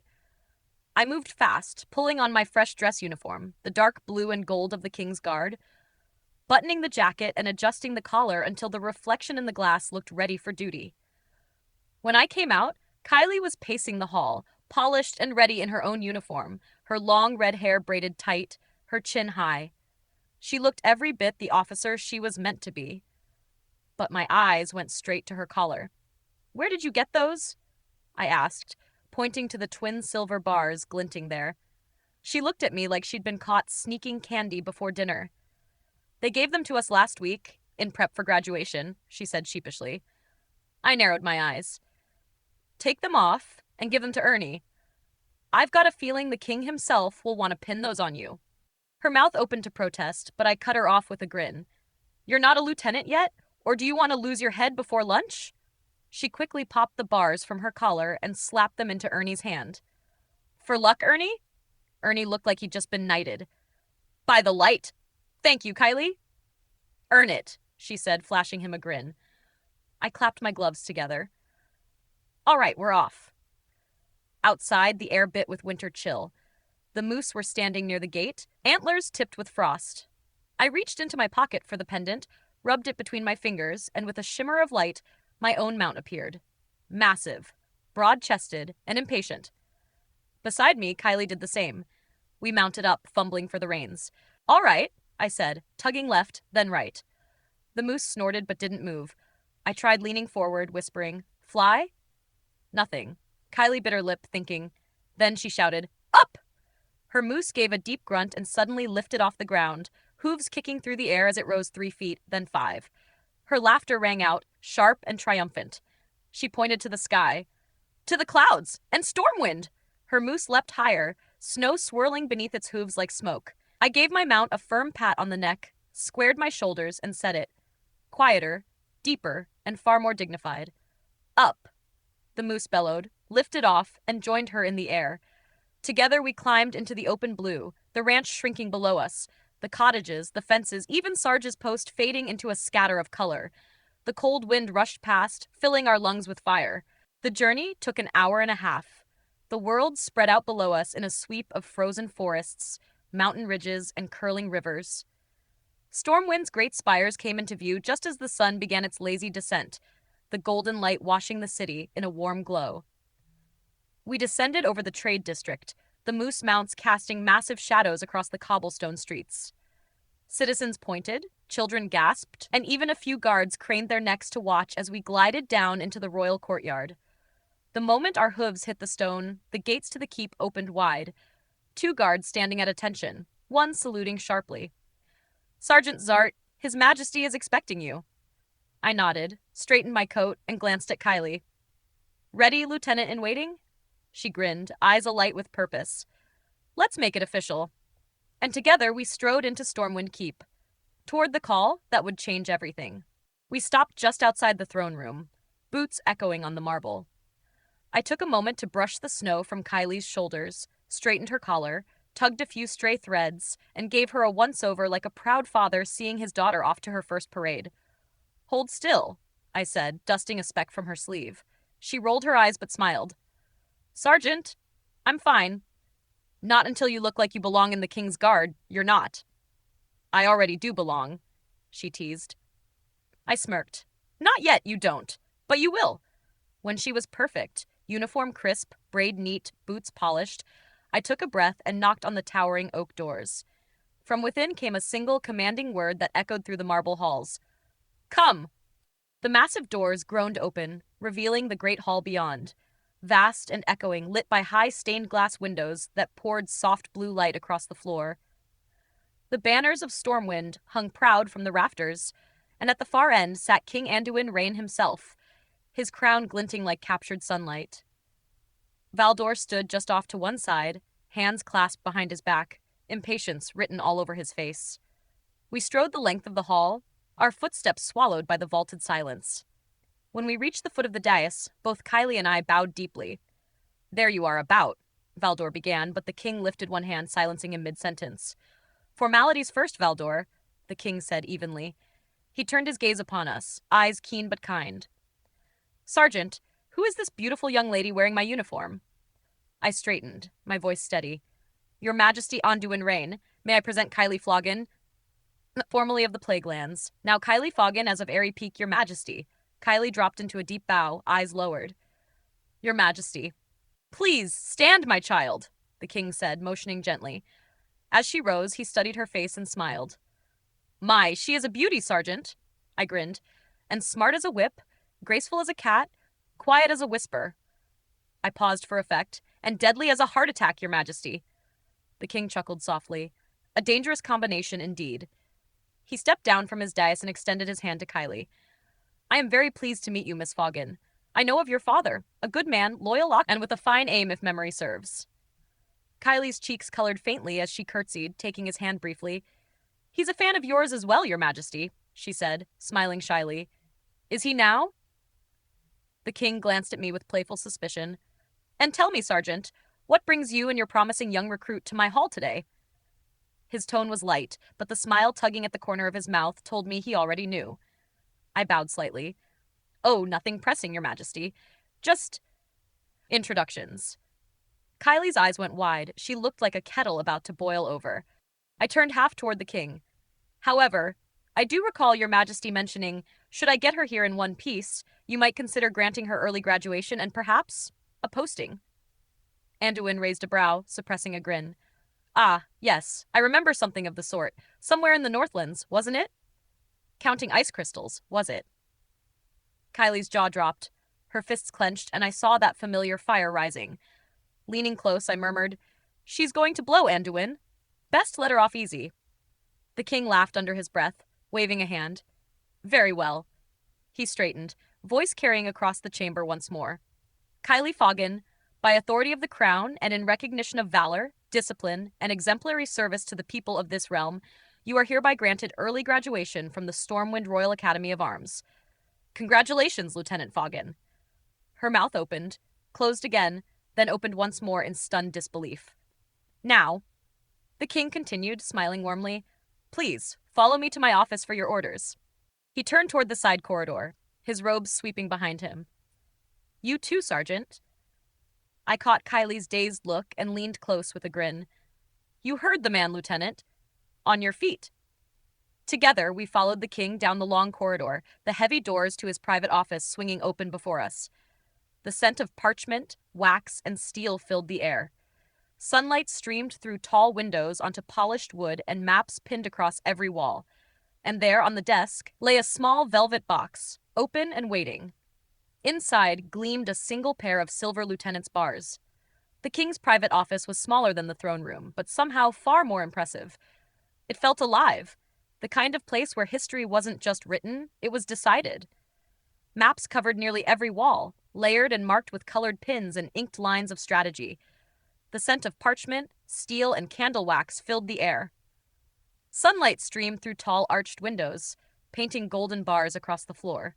In the center of it all sat a single desk, polished, orderly, and waiting. Upon it, a small velvet box lay open, its silver contents gleaming in the light like captured moonlight.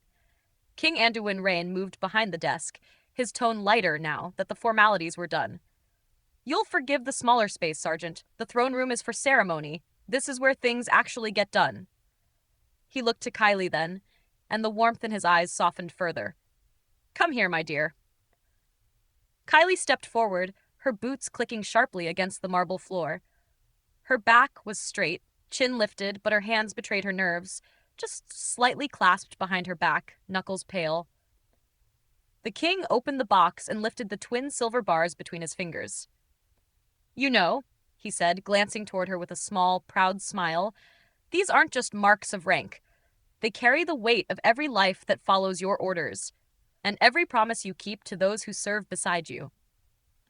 Kylie swallowed hard. Yes, Your Majesty. He nodded once, then leaned forward and carefully fastened the bars to her collar. Lieutenant Kylie Foggin, he said, his voice rich with command and warmth, by authority of the crown and in recognition of your courage, composure, and loyalty, you are hereby granted early graduation and full commission in the Stormwind King's Guard. For a moment, the room seemed to hold its breath. Then Anduin stepped back and smiled. There, perfect fit. Kylie blinked quickly, fighting the emotion rising in her eyes. Thank you, Your Majesty. I won't let you down. Anduin reached out, resting a reassuring hand on her shoulder. I know you won't, child. Your father would be proud. Behind her, I couldn't help but grin. She's already made me proud, Your Majesty. The king turned toward me with a knowing look. I have no doubt. Sergeant. You've always had a knack for finding the right people at the right time. He straightened again, hands clasping behind his back. Now then, Lieutenant Foggin, he said, smiling at the new weight glinting on her collar. Welcome to the King's Guard. Kylie's face flushed pink with pride. She stood at attention, trembling slightly, the light from the tall arched windows catching on her freshly polished insignia. I felt a swell of pride that nearly burst my chest. The king turned to me with a faint smile and nodded. You've trained her well, Sergeant. I can see she's more than ready.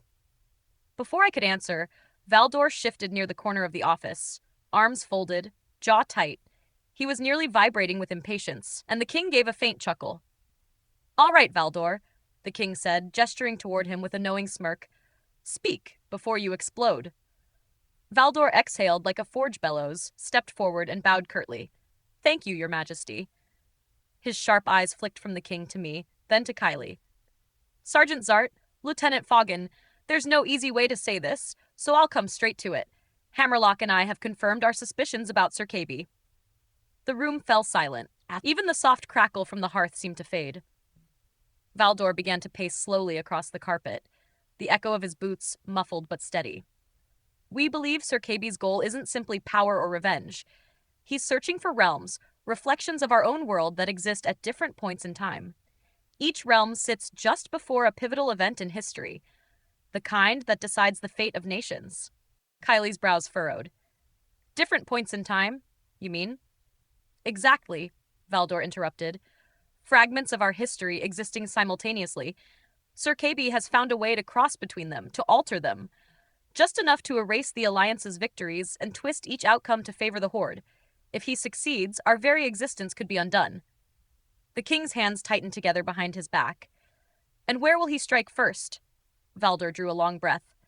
Our best guess, based on the energy signatures Hammerlock detected, is a realm called Beacon Hill.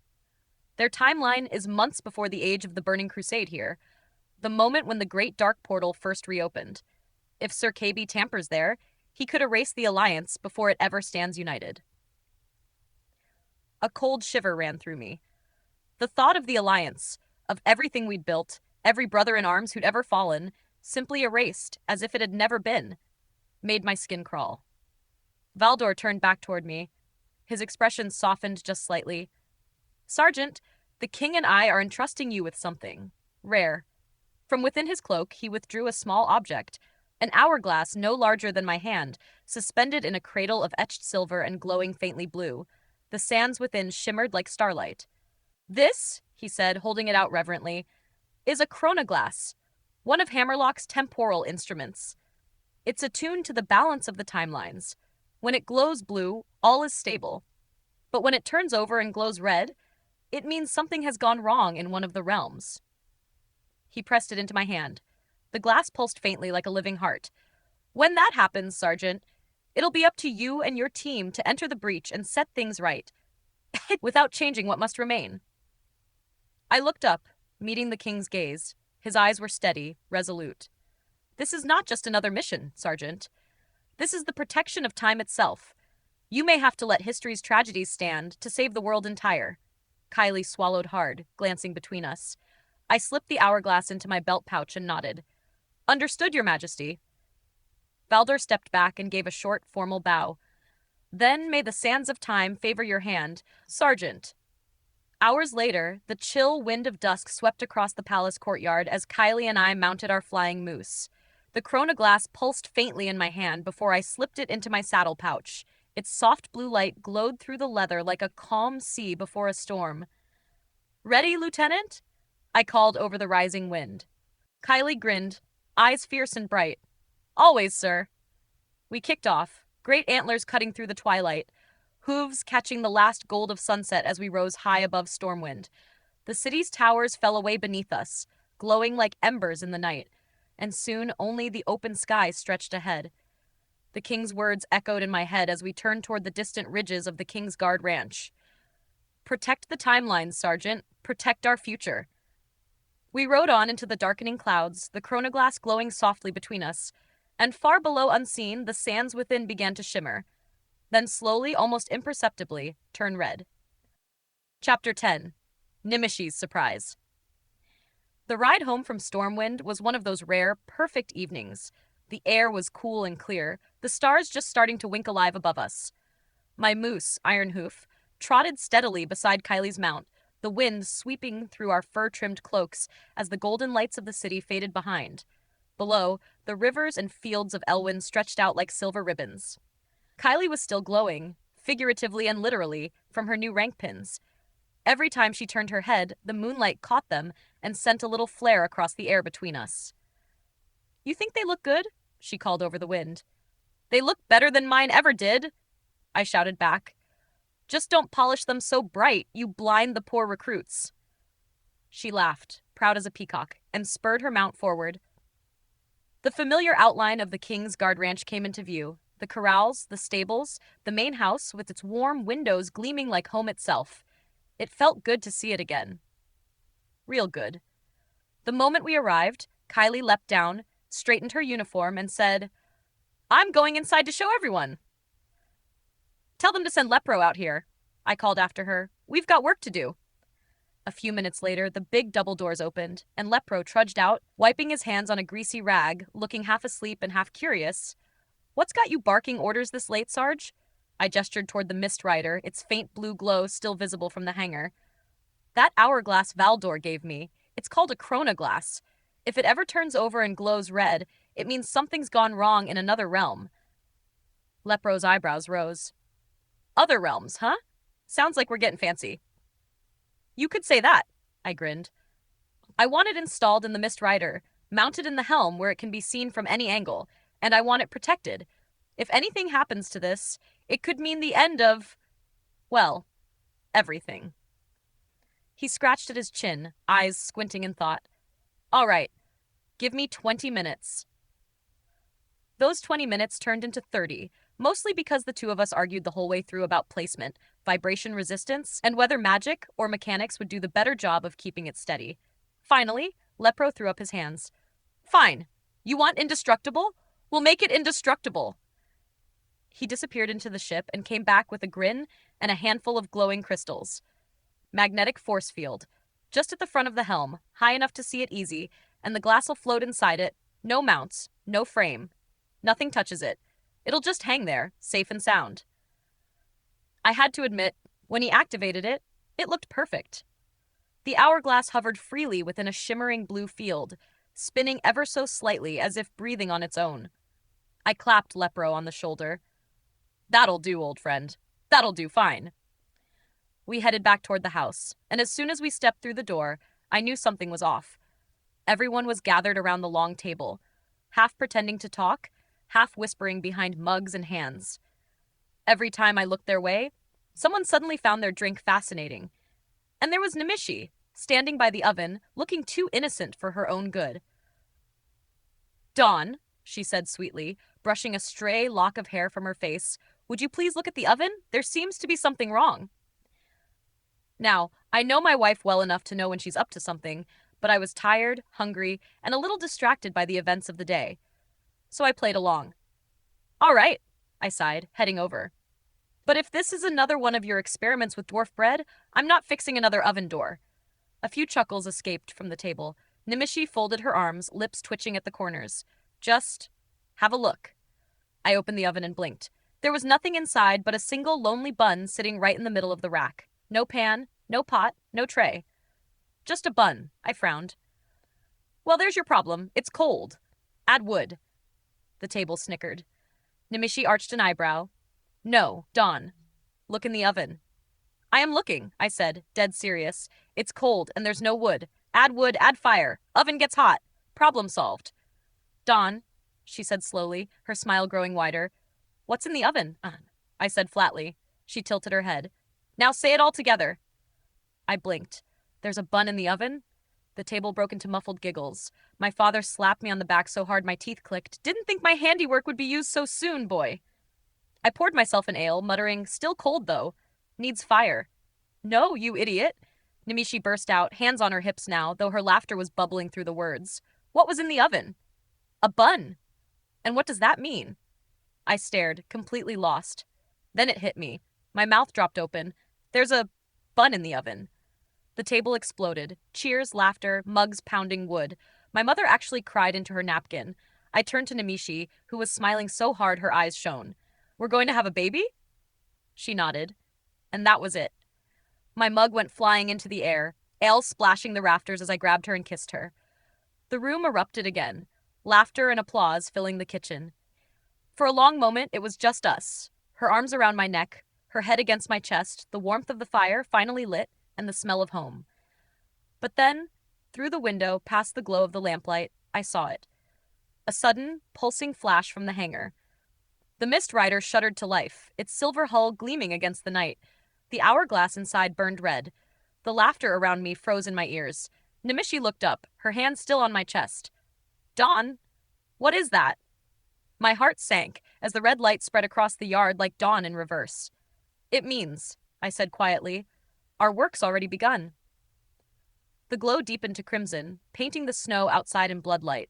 I held her close once more, kissed her forehead, and whispered, I'll come back. She smiled faintly, as if she already knew I would. Outside, the mist rider hummed with power, the sands of the chronoglass now fully turned. The end. Epilogue. The crimson light from the mist rider pulsed once more, then slowly dimmed to a faint, steady glow, waiting. Outside, the snow fell in silence, covering the ranch in a blanket of peace that belied what was coming. Inside, laughter and warmth returned to the kitchen. The scent of roasted meat and sweet cider drifted through the air, mugs clinked, and old songs rose by the fire. But even through the joy, a quiet knowing lingered, a whisper of what lay beyond the veil of time. The hourglass had turned, and destiny was calling. In the days that followed, life on the ranch settled into a familiar rhythm. The stables echoed with the sounds of hooves and laughter. Chili's deep snoring could be heard from the barn, and Nemishi's teasing smile brightened every dawn. Yet beneath it all, I couldn't shake the feeling that something unseen had begun, that faint hum of fate, always waiting at the edge of sound. Then came the letter, sealed with the royal crest and marked urgent. Inside, Valdor's script cut across the page in sharp, deliberate strokes. It's begun. The readings confirm it. Beacon Hill. Beacon Hill, a place where the timeline was only months before the Burning Crusade, the point in history where everything could change. I called a meeting that night. The table was full again, the same faces that had been laughing only days before now turned serious under the lantern light. My father, Captain Jonathan Zart, leaned forward, his jaw set and eyes clear. If Hammerlock's readings are right, son, he said, then this first mission is going to test us all. The Burning Crusade wasn't just a battle. It was a turning point. You alter that. You alter everything. He was right, of course. His knowledge of that era, the alliances, the tactics, the names of those who rose and fell would be crucial. We'd need him not just as a captain, but as the man who knew the map of time itself. Across the table, Kylie sat quiet, turning her new insignia between her fingers. Her confidence was still fresh, almost fragile, but her heart was unbreakable. I could see the excitement in her eyes, the fire of someone born for command. And maybe, just maybe, for love. There was another lieutenant now, stationed at Beacon Hill, who'd soon learn that Kylie Foggin's heart was both her greatest strength and her deepest vulnerability. But that's a story yet to unfold, one of love and tragedy both. At the far end of the table, Lepro leaned back with a wrench still tucked behind his ear, muttering about fuel lines and mana conduits. You're all out of your minds, he grumbled, though the grin beneath his beard said otherwise. Beside him, young Joey sat wide-eyed, his notepad already covered in sketches of the Mist Rider's controls. Lepro would be training him, the ship's next mechanic, and maybe one day her helmsman. Meanwhile, out in the snow near the barn, two great shapes lumbered side by side, Chili and Little Sergeant. The young bear tried to mimic every move the older one made, pawing at the ice, testing the wind, even growling low as if practicing his battle voice. Chili tolerated it with the patience of a veteran teacher, occasionally giving the cub a playful swat that sent him rolling. Watching them, I thought, if those two can learn to work together, there's hope for the rest of us. Overhead, Sarge, our old one-winged eagle, perched on the roof beam of the barn, watching them with solemn pride. He'd earned his piece here on the ranch, and he'd keep watch while we were gone. And then there was Nimishi. I should have known she wouldn't stay behind. She waited until the last evening, when the Mist Rider was fueled, loaded, and ready for launch. The stars glowed pale above the ranch, and I stood on the gangplank, checking the last of the flight logs. Then I heard the softest voice behind me, that voice that could melt a soldier's heart faster than a dragon's fire. I wasn't about to let you go without me, she said. I turned to find her standing there with her pack slung over one shoulder, her braid tucked beneath a fur hood, and a smile that could outshine a sunrise. Nimichi, I started, but she just stepped closer and placed her hand over her belly. I'll be careful, she said softly. I promise. But you can't ask me to stay behind when everything you love, everything we love, could vanish. You'll need me, Dawn. You always do. And there it was. That impossible choice between protecting her and trusting her, between fear and faith. I sighed and reached for her hand, resting it gently over mine. You drive me mad, I whispered. You know that? Of course, she said, smiling. That's why you married me. When the engines of the Mist Rider roared to life the next morning, the whole ranch gathered to see us off. My father stood beside the moose corral, saluting as the wind from the thrusters swept across the snow. Kylie and Lepro manned the helm. Chili rumbled below deck with Little Sergeant at his side, and Nimishi stood next to me, her hand in mine. As we lifted into the morning sky, the horizon glowed red, not from danger this time, but from the rising sun. Our team was whole now. The hourglass hovered above the helm, but we all knew that calm wouldn't last. Somewhere, beyond the edges of time, Sir Kaby was already moving, twisting fate one thread at a time, and we would be there to stop him, no matter the cost. To be continued in Quest Tales, The Realms of Time. The first of 15 epic journeys through fractured histories and perilous worlds, where love, courage, and sacrifice will test every soul aboard the Mist Rider. The hourglass has turned once more, and the quest for time itself has begun.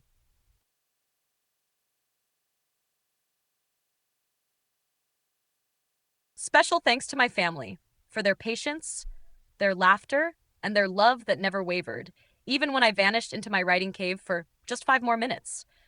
To my daughter Kayla, whose imagination, quick wit, and honesty keep my worlds grounded and my stories alive. You're the spark that keeps me chasing new adventures. To Namishi, for inspiring every heartbeat in these pages, a symbol of strength, love, and loyalty that carries through every quest tale. To my parents, Jonathan and Bethan, who taught me that home is not a place, but the people who fill it. To Fecker, for keeping the real world chaos at bay while I built fantasy realms out of thin air. And coffee. To my friends and fellow creators, especially those who shared quests, laughter, and long nights in Azeroth, thank you for giving life to characters who will live forever in these pages. To Peter Leary, Kelsor, who showed courage, kindness, and wit both in game and in life. Your memory rides with us through every realm. To ChatGPT May, my tireless creative partner and editor-in-arms, for helping me shape this world one chapter and one wild idea at a time. And finally, to every reader who steps into these pages, thank you for believing in heroes who love fiercely, fight bravely, and still manage to make it home in time for dinner. Your journey with us doesn't end here. It begins again in Quest Tales, the realms of time, where history bends, hearts are tested, and the sands of destiny never stop turning.